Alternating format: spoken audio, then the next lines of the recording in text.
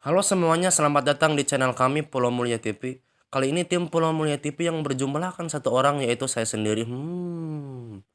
Akan merangkum sebuah film yang sangat keren yang berjudul The Shawshank Redemption. The Shawshank Redemption adalah film drama Amerika Serikat tahun 1994 yang ditulis dan disutradarai oleh Frank Darabont dan dibintangi oleh Tim Robbins dan abah-abah yang selalu tampil keren dalam setiap filmnya, yaitu Morgan Freeman. Film ini sangat keren karena harus kalian tahu, The Shawshank Redemption merupakan film dengan rating tertinggi di IMDb dengan mencapai angka 9,3 dari 10. Luar biasa memang, anjir, aduh ya Allah. Dan menjadikan film yang disutradari Frank Darabont ini film terbaik sepanjang masa dan film tentang penjara terbaik yang pernah ada. Ulah lila-lilatin karena hari ini saya ada jadwal rapat dengan Presiden Kamerun. Yuk langsung sikat saja. Was very bitter. She said she was glad I knew. Ya, ini adalah Tim Robbins yang berperan sebagai Andy dan tokoh pertama dalam film ini. Dan Andy berprofesi sebagai bankir. Untuk kalian yang belum tahu bankir, bankir adalah profesi yang dimiliki seseorang yang bekerja di bank. Baik dia yang menjalankan pekerjaan di bidang operasional perbankan maupun non-operasional perbankan. Kenapa saya tahu bisa menjelaskan sedetil itu? Karena saya baca di Google. Lanjut. Di awal film kita akan diperlihatkan sebuah persidangan di mana di sini Andy dituduh sebagai pembunuh istrinya sendiri dan selingkuhan istrinya yang mati di kamar ketika sedang berselingkuh atau bercinta. Di sini Andy melakukan pembelaan terhadap dirinya sendiri dengan berkata bahwa dia tidak membunuh istrinya dan tidak membunuh selingkuhan istrinya. Tapi polisi menemukan sebuah pistol di dalam rumahnya dan menjadikan itu cukup bukti untuk menjadikan Andy sebagai tersangka. Dan Andy pun diponis penjara 2 kali seumur hidup. Astagfirullahaladzim, 2 kali seumur hidup, anjir. By the power vested in me by the state of Maine, one for each of your victims. Ya, inilah dia Morgan Freeman. Di sini dia berperan sebagai Red dan dia akan menjadi teman sejati Andy nantinya. Red adalah seorang narapidana yang telah lama berada di Shawshank dan perlu kalian tahu bahwa Red adalah seorang napi yang bisa menyelundupkan barang-barang terlarang ke dalam penjara. Dan selalu di-PHP-keun oleh petinggi penjara bahwa dia akan bebas bersyarat, tapi nyatanya henteu deui.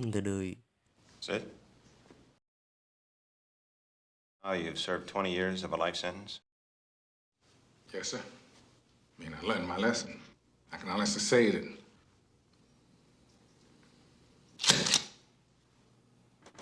Lalu telah sampailah kita kepada saat yang berbahagia. Maksud saya, telah sampailah kita di mana Andy telah memasuki penjara Shawshank. Dan kisah bermulai dari sini. Setelah sampai, para napi lama langsung meneriaki para napi baru dengan berkata, "Mangsa anyar, mangsa anyar." Ya, kira-kira seperti itu. Dan di sini Red dengan teman-temannya bertaruh siapa napi yang akan paling penakut. Dan Red bertaruh bahwa Andy lah yang paling penakut di para napi baru. Lalu selanjutnya para napi digiring dengan menggunakan rantai dan diperkenalkan dengan petugas-petugas penjara. Dan ini adalah Narton, dia adalah kepala sipir di sini dan pasti Anda nantinya akan sebel dan geuleuh kepada dia. Makanya nonton sampai selesai ya. Dan ini adalah Kapten Hadley, dia sebagai kapten penjara di sini. Dia terkenal sangat ganas dan beringas dan tidak takut untuk melakukan penggablogan kepada siapapun. Dan ketika kepala sipir menanyakan kepada para napi baru siapa yang akan mau bertanya, dan ada seorang napi baru yang bertanya seperti ini. When do we eat? Lalu tanpa segan-segan Kapten Hadley langsung nyamperkeun dan langsung melakukan penggablogan kepada orang yang bertanya tersebut. You eat when we say you eat. You got that, you maggot dick motherfucker? Dan setelah itu pun para napi pun dimandikan dan diberikan Alkitab dan tidak ada yang boleh melanggar peraturan di penjara ini. Lights out! Ketika malam tiba, di sini kita diperlihatkan ada seorang napi baru yang bertubuh gendut. Dia menangis dipoyokan oleh para napi yang lain. dan dia pun berkata, God, I don't belong here. dan ketika dia berkata seperti itu, para napi yang lain pun malah meneriaki dia semakin kencang. Aduh ya Allah, tolongkan si gendut ya Allah, kuatkan mentalnya ya Allah. Dan karena teriakan napi sangat kencang sehingga terdengar oleh Kapten Hadley, dan Kapten Hadley pun langsung mendatangi si gendut itu agar tidak menangis. I ain't supposed to be I ain't here. gonna count to three. Fuck up or I'll sing you a lullaby. You don't understand. Dan Kapten Hadley pun langsung marah dan menyuruh petugas untuk membukakan selnya. Dan si gendut pun langsung dipukuli oleh Kapten Hadley dan langsung metong. Ya ampun, galak-galak ting sih. Keesokan paginya para napi pun langsung udah absen dan langsung menuju ke tempat sarapan. Ketika Andy sedang sarapan, ternyata Andy menemukan sebuah bilatung di makanannya. Dan ternyata ada seseorang yang meminta bilatung tersebut dan Andy pun langsung memberikannya. Do you mind? That's nice and ripe.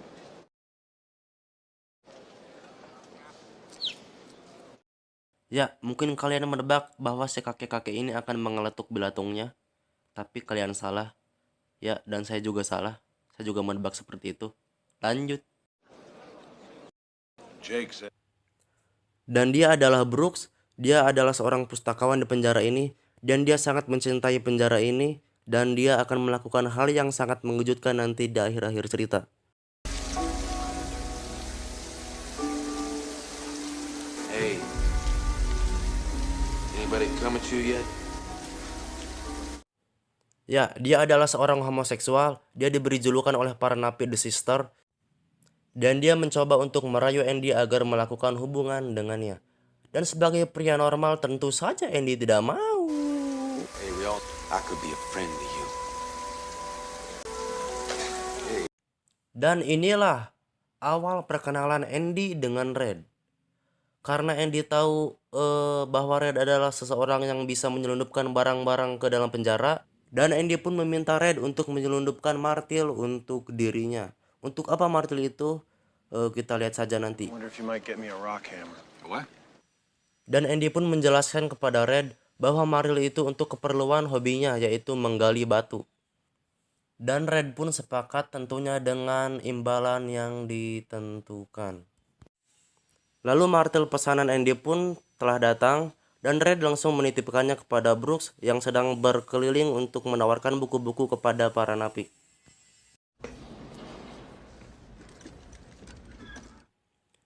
Ketika Andy sedang berjalan menuju pengambilan barang untuk keperluan pekerjaannya di penjara, ternyata ada The Sister yang sudah menunggunya di sana untuk melakukan hubungan dengan Andy.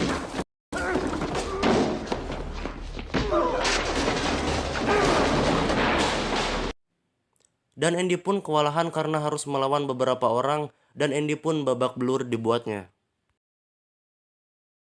Dan ternyata bukan hanya sekali The Sister mengganggu Andy, ternyata The Sister datang kembali untuk melakukan hubungan dengan Andy. Pada suatu hari, petugas membutuhkan sukarelawan para napi untuk bekerja memperbaiki gedung penjara. Dan ternyata Red dan teman-temannya bekerja di sana termasuk Andy. Tanpa sengaja Andy mendengar percakapan yang dilakukan antara Kapten Hadley dan rekan kerjanya. Di mana Kapten Hadley sedang membicarakan kakaknya yang baru saja meninggal dalam keadaan kaya. Tapi Kapten Hadley tidak memiliki hak waris karena dia adalah seorang pejabat negara. Dengan ilmu bankir yang sudah dimilikinya, Andy pun mendekat dan mencoba membantu Kapten Hadley. Dan ternyata Kapten Hadley pun langsung marah dan ingin menghajar dan langsung menjatuhkan Andy ke jurang. Dan Andy pun berkata bahwa dia bisa membantu Kapten Hadley untuk mendapatkan hak waris tersebut tanpa potongan apapun.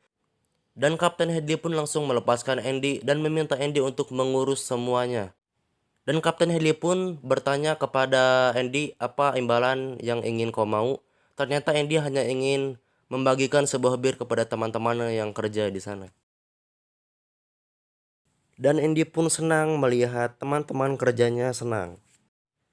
Keesokan harinya, Andy mengobrol dengan Red. Dan Andy ingin membeli sebuah papan catur. Hanya papan caturnya saja, karena dia ingin seperti kuti keraja patihnya dibuat sendiri dengan batu yang ia gali.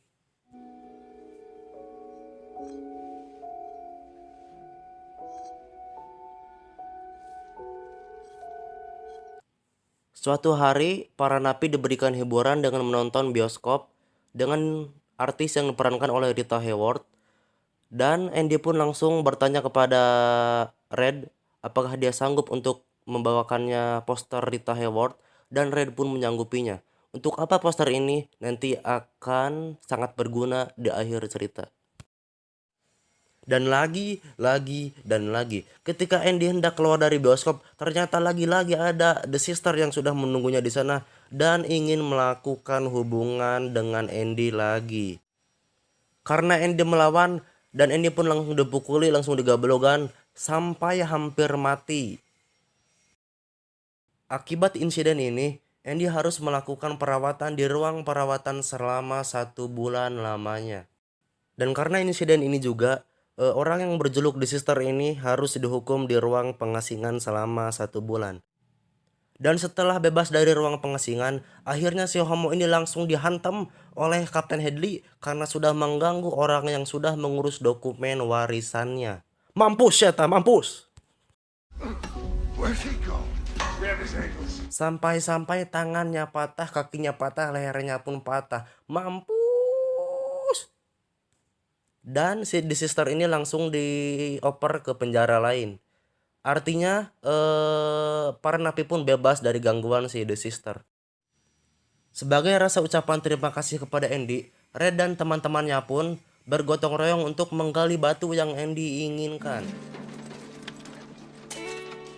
Setelah Andy sembuh dari ruang perawatan, Andy langsung masuk ke dalam sel dan betapa terkejutnya ia bahwa di sana sudah ada barang-barang yang dia inginkan, termasuk catur, papan catur, dan poster Rita Sugiarto. Maksud saya Rita Hayworth. Keesokan harinya petugas melakukan pemeriksaan ke setiap ruangan. Ketika petugas sampai ke ruangan Andy, ketika itu Andy sedang membaca Alkitab, dan petugas tidak menemukan apa-apa di ruangan Andy. Kepala sipir Norton langsung melakukan percakapan dengan Andy, dan kepala sipir langsung menawarinya pekerjaan sebagai penjaga perpustakaan bersama Brooks. Dan Norton pun berkata kepada Andy bahwa jika ia berpegang teguh kepada Alkitab ini, nantinya ia akan selamat. Keesokan harinya Andy langsung mendatangi tempat tugas barunya, dan di sini kita diperlihatkan burung. Burung ini adalah burung si Brooks tadi yang di Paraban Belatung pada awal cerita. Dan sekarang dia sudah besar. Dan betapa senangnya Brooks ketika ia tahu bahwa Andy datang untuk bekerja sama dengannya. Bukannya dipekerjakan sebagai penjaga perpustakaan yang mengurus buku, ternyata Andy malah dipekerjakan sebagai konsultan uang gratis oleh petugas lain. Jadinya, Andy bertugas sebagai penjaga perpustakaan sekaligus konsultan uang gratis. Dan Andy berniat memperbesar perpustakaan tersebut dengan meminta dana kepada kepala penjara. Tapi Brooks bilang bahwa kepala penjara di sini pelit, dan akhirnya Andy berencana untuk meminta dana kepada Senat Negara. Dan di sini Red bertugas sebagai asisten Andy karena permintaan Andy sendiri, dan sebagai sahabat yang baik, Red langsung menyetujuinya. Ketika Andy dan Red sedang ngawangkong, ternyata teman Red menghampiri dan memberitahu kepada mereka berdua bahwa Brooks ingin membunuh teman Red yang satunya lagi. Dengan sigap, mereka semua langsung menuju ke TKP. Please, Brooks, just calm the fuck down, will you? Come on. Okay. Alasan Brooks melakukan ini adalah kalian pasti memikir Brooks ini sangat tolol. Karena alasannya adalah Brooks ditetapkan sebagai salah satu napi yang dibebaskan secara bersyarat dalam waktu dekat. Bukannya bahagia dan senang, Brooks malah menolak pembebasan bersyarat itu karena dia sangat mencintai tempat ini dan dia sangat nyaman di sini, dan dia berpikir untuk membunuh napi lain supaya hukumannya bertambah dan dia tetap di sini selamanya. Tapi akhirnya Andy berhasil membujuk Brooks dan tidak melakukan itu, dan teman Red selamat.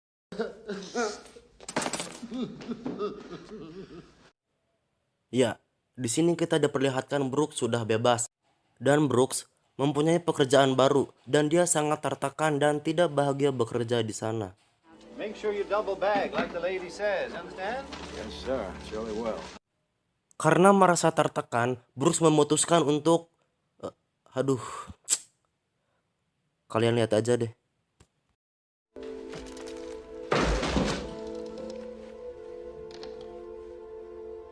Karena dunia luar tidak seindah seperti apa yang dibayangkan, dan Brooks pun memutuskan untuk mengakhiri hidupnya dengan bunuh diri. Andy dan Red mendapatkan surat dari Brooks. Ternyata sebelum mengakhiri hidupnya, Brooks menuliskan surat untuk mereka berdua, dan salah satu isinya adalah permintaan Brooks kepada teman Red yang hampir dibunuhnya tadi.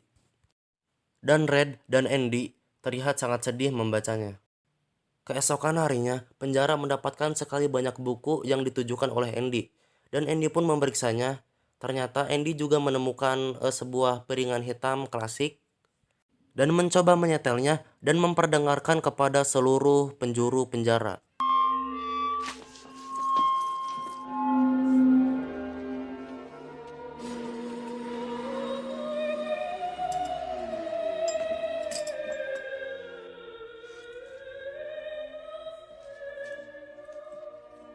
That's left on. Dan seluruh penghuni penjara pun dibuat takjub oleh musik tersebut. Dan tentunya ini membuat petugas marah, dan akibatnya Andy harus dihukum di ruang isolasi selama 2 minggu. Singkat cerita, Senat Negara memberikan bantuan berupa uang renovasi kepada perpustakaan tersebut, dan perpustakaan tersebut diberi nama Brooks Headland Memorial Library, karena untuk mengenang Brooks yang hampir seumur hidupnya berada di tempat ini. Singkat cerita, penjara kedatangan napi baru yang bernama Tommy. Dan dia seseorang yang mengetahui siapa sebenarnya pembunuh istri Andy. Singkat cerita, ketika Red bercerita tentang kehidupan Andy, Tommy langsung melohok dan Tommy langsung memberi penjelasan bahwa dia pernah mendekam di penjara lain dan dia pernah satu sel dengan seseorang yang membunuh istri seorang bankir dan selingkuhan istrinya. Dan dia tahu yang dituduh adalah malah suaminya sendiri, yaitu Andy. Tentunya mendengar hal ini Andy tidak tinggal diam. Andy langsung bergegas menuju kepala sipir Norton, dan ternyata Norton tidak memperdulikannya. Malahan Norton tersinggung dengan ucapan Andy yang mengatakan jika ia keluar dari penjara, maka Andy tidak akan membongkar kenakalan-kenakalan Norton seperti penyuapan, korupsi, dan lain-lain, karena Andy mengetahui semuanya. Mendengar hal ini, Norton langsung menghukum Andy dengan memasukkan Andy ke ruang pengasihan dengan waktu yang lebih lama, yaitu 1 bulan. Singkat cerita, Tommy yang mengetahui kejadian pembunuhan istri Andy langsung dipanggil oleh Norton di tempat tersembunyi.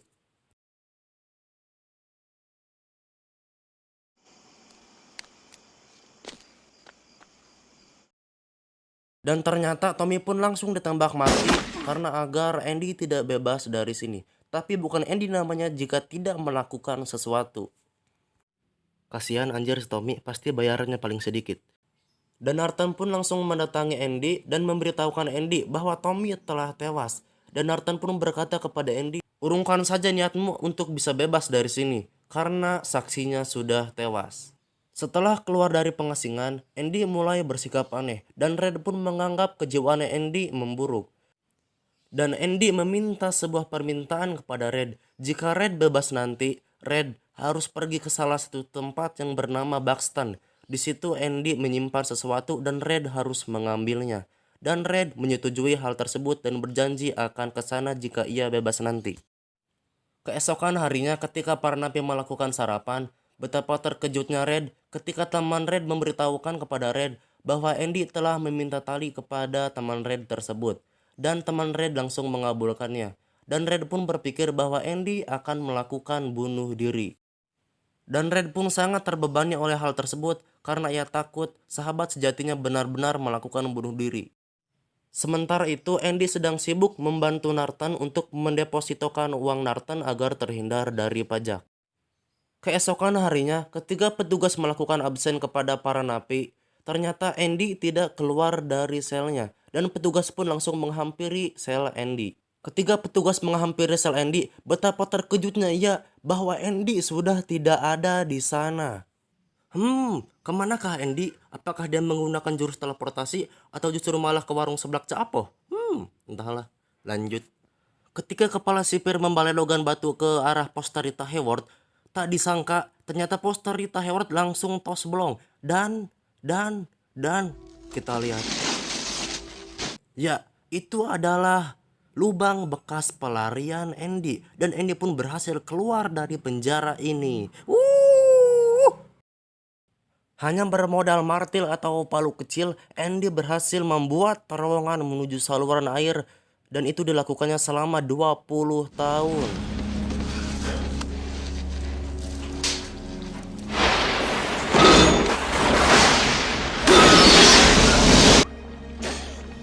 Don't want to.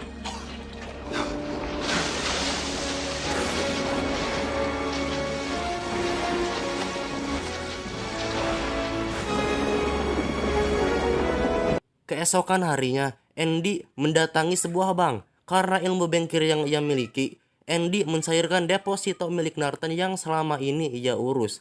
Dan deposito tersebut diubah atas nama palsu Andy, yaitu Randall Stephens. Dengan kata lain, nama Andy sudah tiada. Dan sekarang hanya ada nama Randall Stephens.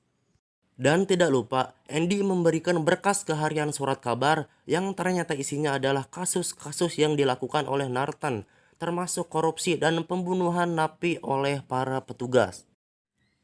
Tidak butuh waktu lama, polisi pun langsung menyelidiki kasus tersebut dan menjadikan Kapten Hadley sebagai tersangka.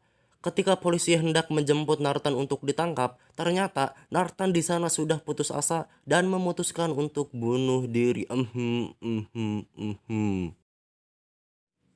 Hari telah berlalu. Para napi pun bercerita tentang kebaikan dan keberanian yang dilakukan oleh seorang Andy. Dan itu membuat Red sedih dan rindu kepada sosok seorang Andy. Tahun telah berlalu dan tiba saatnya apa yang diinginkan Red tercapai, yaitu pembebasan bersyarat. Tidak lupa akan janjinya kepada Andy, yaitu janji apabila Red bebas ia akan ke sebuah tempat yang bernama Buxton, dan Red pun pergi untuk ke sana. Setelah sampai di tempat yang ditunjukkan oleh Andy ketika di penjara, Red pun mengambil apa yang disimpan oleh Andy, dan ternyata isinya adalah uang dan nama sebuah tempat di mana Andy sekarang berasal, dan Red pun kembali menempuh perjalanan untuk menuju ke tempat Andy. Dan alhamdulillah sekali telah sampailah kita di mana Red dan Andy pun bertemu.